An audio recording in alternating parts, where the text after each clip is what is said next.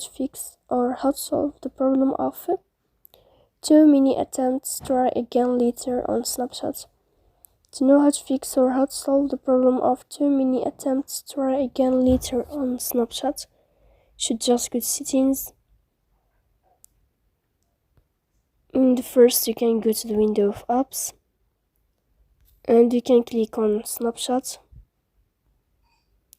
You will enter here.